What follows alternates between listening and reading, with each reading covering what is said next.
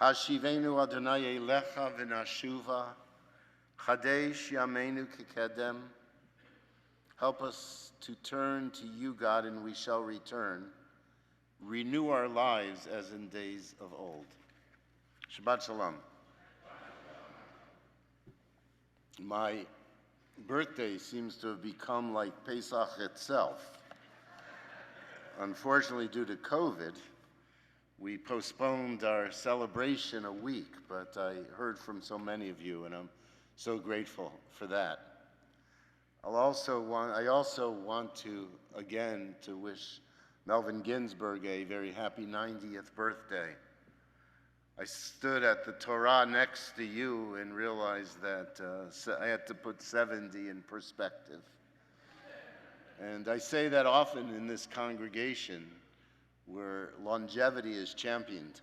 There's so many people that come to our shul for whom the shul brings them great meaning and strength, and thank God, live into their latter years. So I have that perspective, only being 70. By the way, after one day, it's not bad. But the other perspective that I have from where I sit as a rabbi over the years is that I know life is really precarious, and that we can be healthy one day and we don't necessarily know what the next day brings. And so I'm just very grateful to be here now at this moment, and for the years that I've been granted, I'm very grateful. I'm very grateful for my health. I'm very grateful for my life. I'm very grateful for my wife and my family. So, Shabbat Shalom, everybody. Toda Rabah. Only if my back holds out.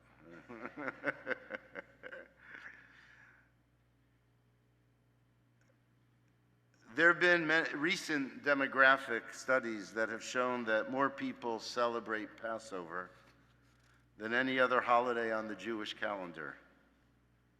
And we know that Pesach has become so important, there have been seders in the White House. Over my years as a rabbi, I've even conducted Passover seders at churches.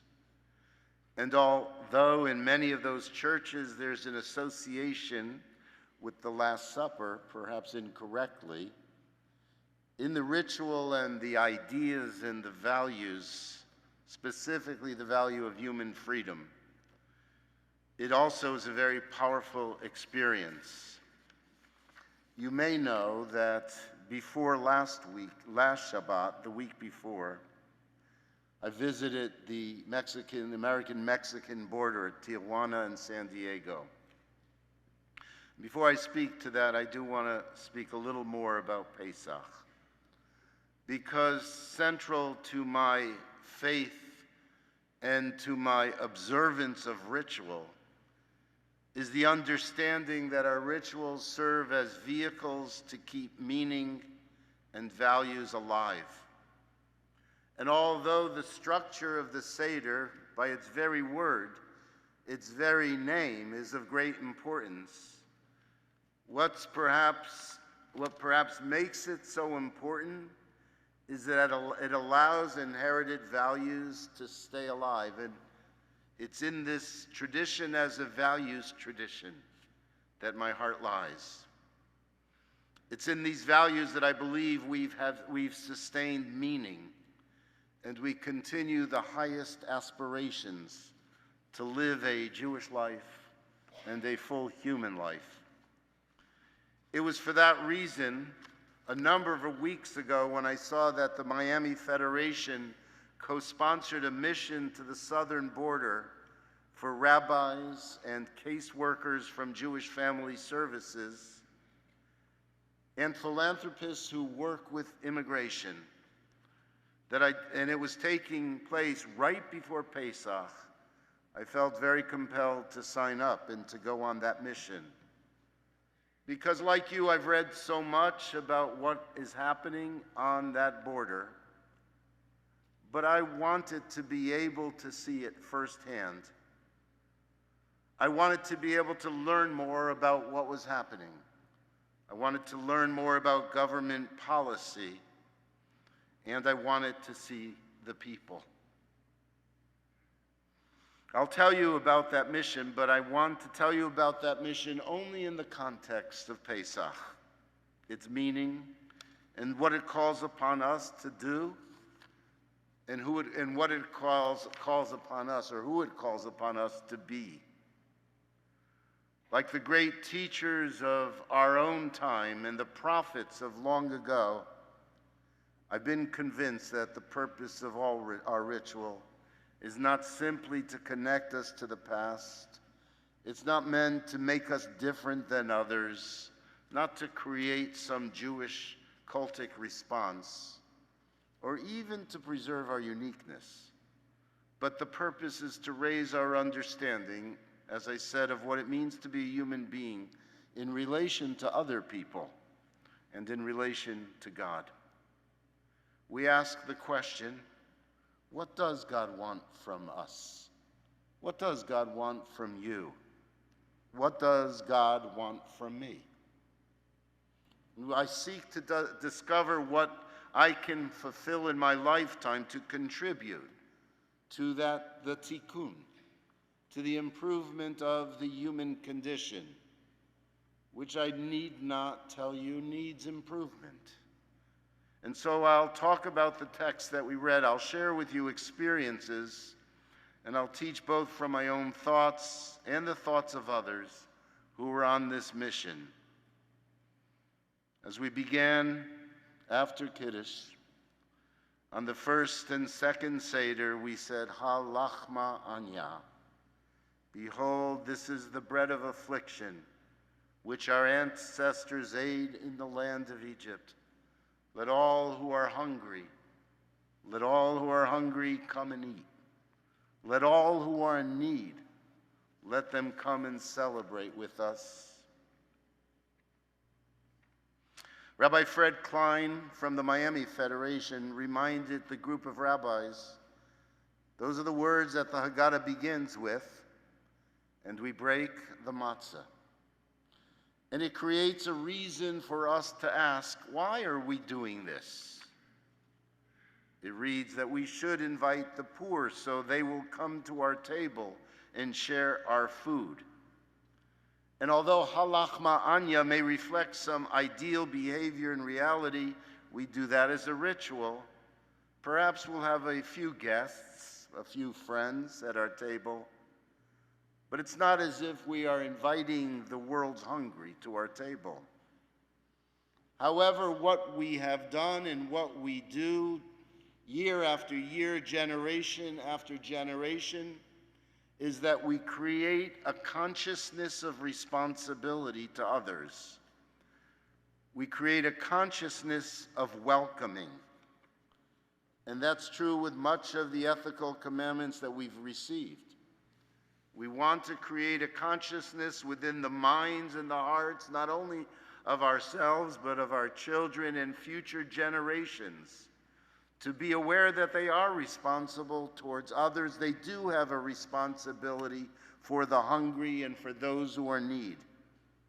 And we want to create communities that know they are not doing this religion because of its rituals alone, that we're doing this because of our concern for the souls and our concern for the lives of other people. We ate that matzah, and we hope that we'll internalize some of those values. I know you've thought about the meaning of matzah, and we've spoken about it here a lot. The bread of affliction, reminding us of what our ancestors ate when they were slaves.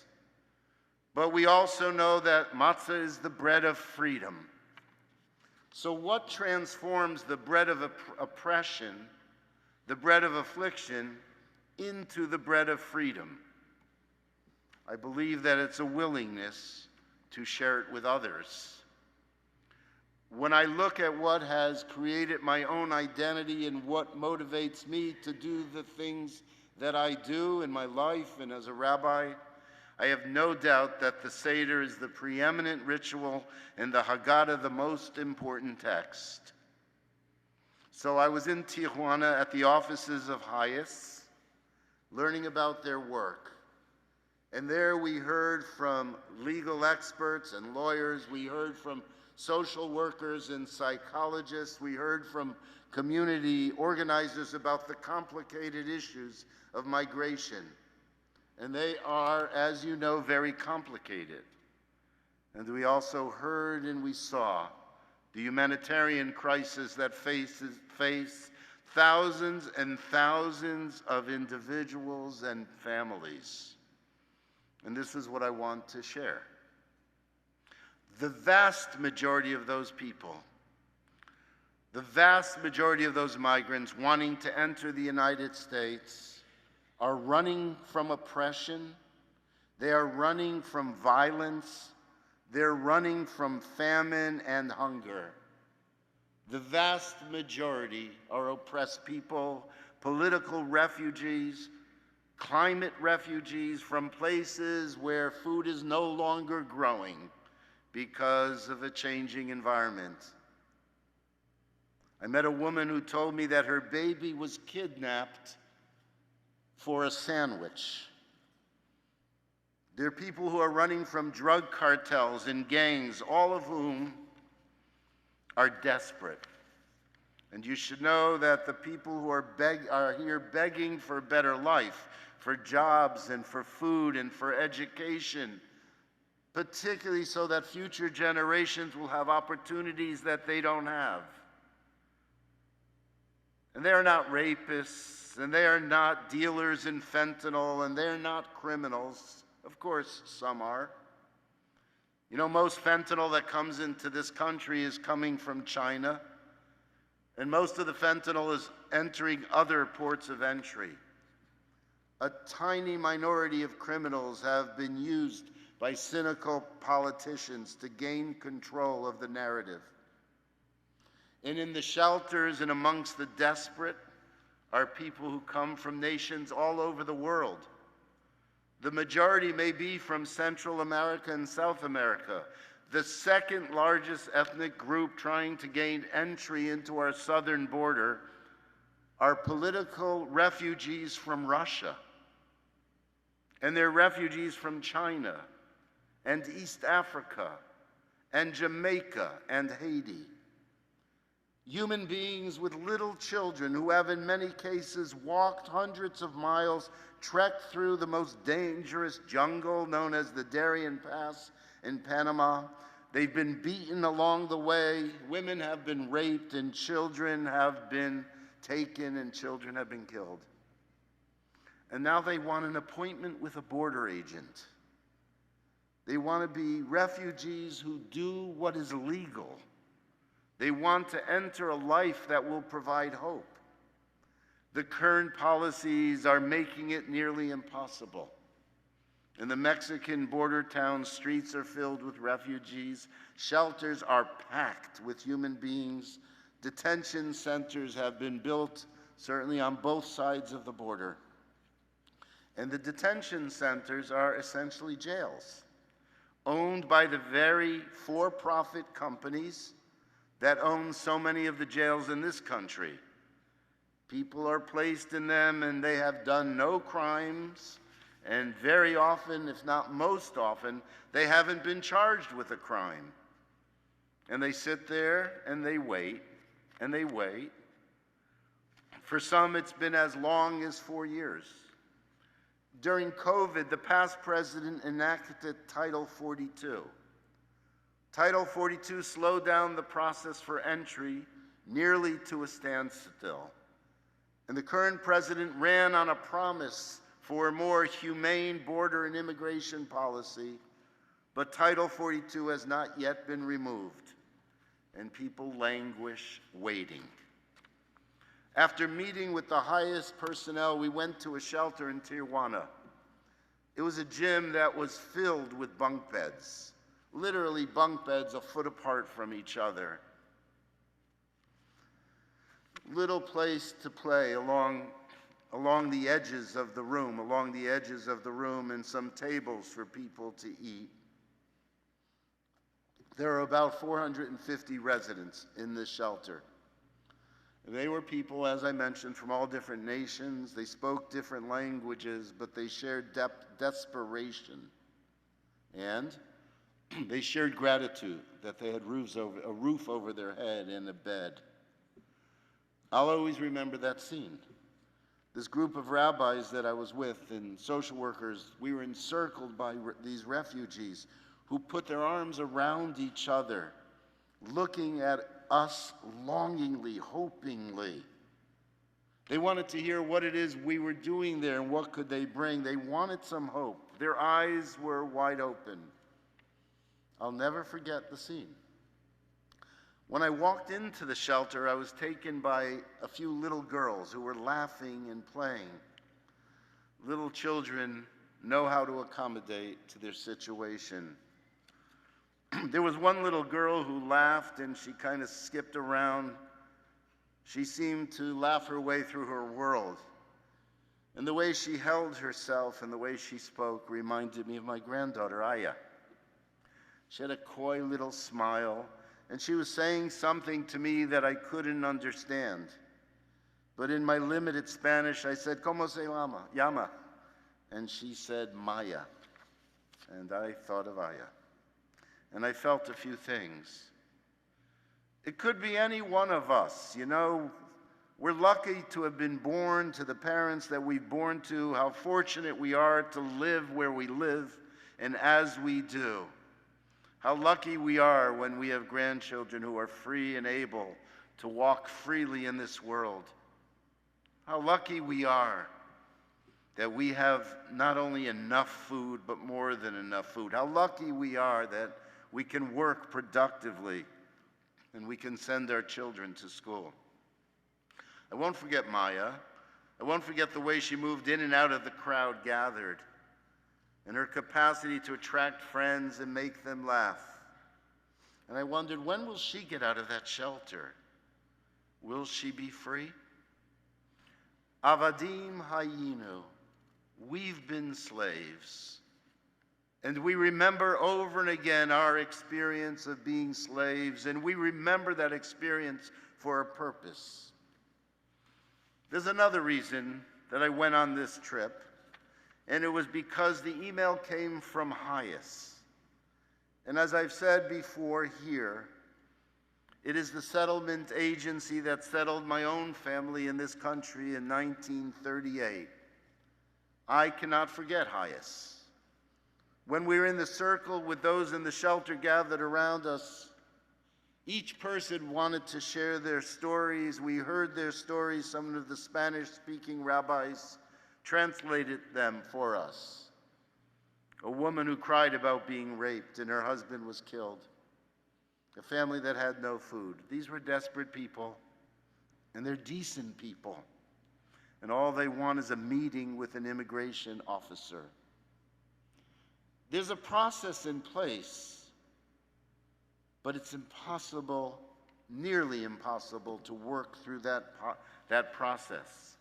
This morning when I told Ed that I was speaking about this, he told me there was an article in the newspaper just this morning. I didn't see it. But there's now a commitment to make the process of application for refugee status much more acceptable, and I'm so happy to hear that. And there are a lucky few. We were with the stateless and homeless people, and this is what they said to us. Go home and tell our stories. We want to know that there are people that know that we're here in this gym where a few people come in and out every day. And that scene is repeated over and over again south of the border. Rabbi Mario Reisman, a Spanish-speaking colleague from North Miami, looked at the people and said, I can only assure you that we see you. We see your eyes and we see your faces and we hear you. We hear your struggle. And all we can promise to begin is that we will tell our people about you. What does it mean to be a Ben Adam? What does it mean to be a human being? What do we hold in common with other human beings? And what makes us different from others? Why is our situation so different? Is it luck? I put my hand on my back hip and I felt my passport. I felt pained and I felt lucky. That's all they need, are papers to enter. The day after I came home, I saw a very long op-ed piece in the newspaper about child labor in this nation. Did you know that child labor here in the United States is once again a huge problem? There are more illegal children working than ever before. There's simply not enough people for the jobs that need to be filled. And there's so many stumbling blocks placed in front of those who want to enter. You should know also that Ukrainians come through Mexico, and Ukrainians get processed very quickly, as do other white people. And so a seed is planted, a seed of a question to ponder. Is there an element of race in all this? And I hate to use this expression, is there a selection process taking place? And when we left the shelter, or before we left the shelter, the rabbis prayed with the people who were there. We pray that our God, the God of all humanity, will bless them. And we could only say to them, don't give up.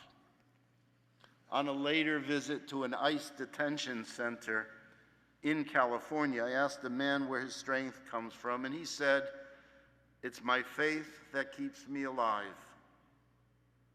And how clear it was on this trip that oppressed people in the world need faith and so often hold on to faith, and the faith is what they have.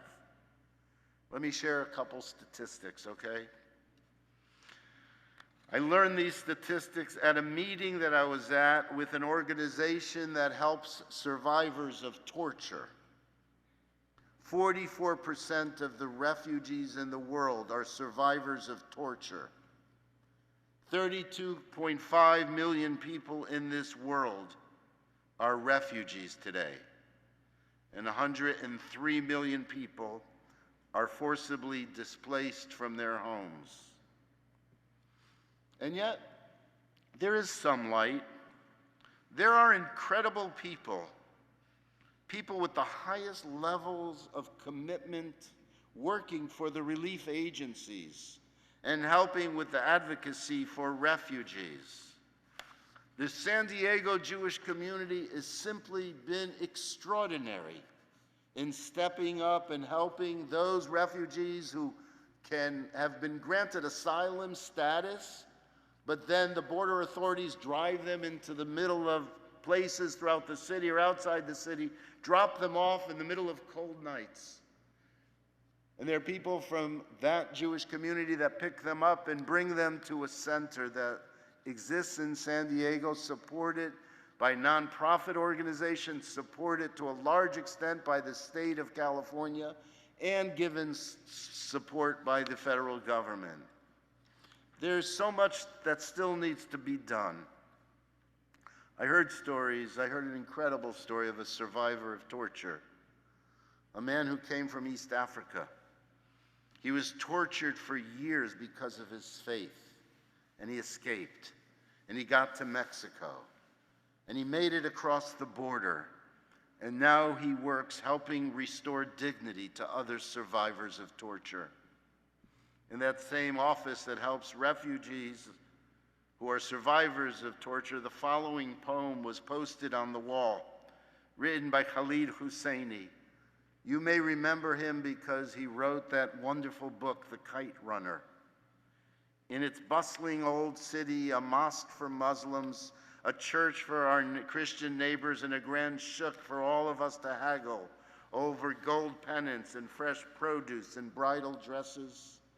I wish you remembered the crowded lanes smelling of fried kibbe and the evening walks we took with your mother around the clock town square.